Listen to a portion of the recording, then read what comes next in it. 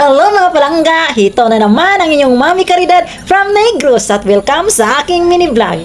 Halina't samahan niyo ako sa aking mga munting kwento dito sa aming tahanan. Kaninang umaga nga mga palangga, nagluto lang ako ng paksiw na isda na nabili ng asawa ko sa palengke. Di ko nga alam ang pangalan ng isdang ito pero masarap ito kapag gawing paksiw. Comment nyo lang kung alam nyo ang tawag sa isda na ito mga palangga. Dito nga mga palangga ay nagtimpla lang ako ng kape at pinarisan ko lang ng tinapay. Ito nga yung kakainin muna namin ng asawa ko.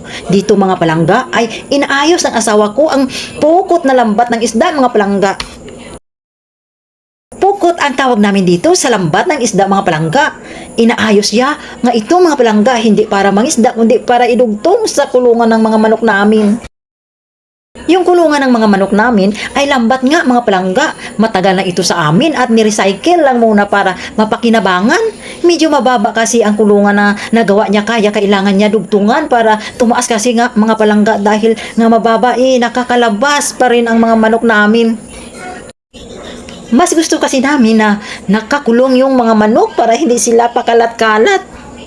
Nakakainis nga mga palangga kung nasa labas sila ay pumapasok sila sa bahay namin. Kaya mas maganda talaga kapag may alaga kayong mga manok ay mas maayos kung gagawan sila ng kulungan. Kunti lang naman ang alaga naming mga manok mga palangga. Kaya nga pinaparami ng asawa ko. Marami rin kasing advantage kung may alaga kayong mga manok sa bahay mga palangga. Meron kayong libreng itlog araw-araw. Hindi mo na kailangan bumili ng itlog. Mas fresh at siguradong walang chemical na halo. Kung nag-aalaga ka ng native na manok, ay may sarili kang source ng malinis at organic na karne kapag native chicken mga palangga at masarap gawing tinulang manok.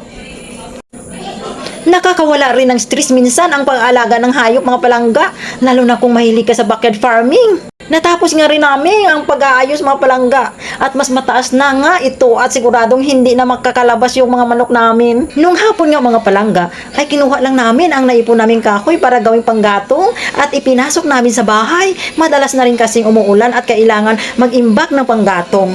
Yan lang naman ang ganap dito sa aming munting tahanan mga palangga. Salamat sa panunood. Huwag kalimutang i-like at i-share ang ating video. Lagi nating tandaan na kahit gaano mang kalungkot ang mga pangyayari sa ating buhay ay mas piliin pa rin natin na maging masaya sa susunod ulit mga palangga at iyon lang, salamat!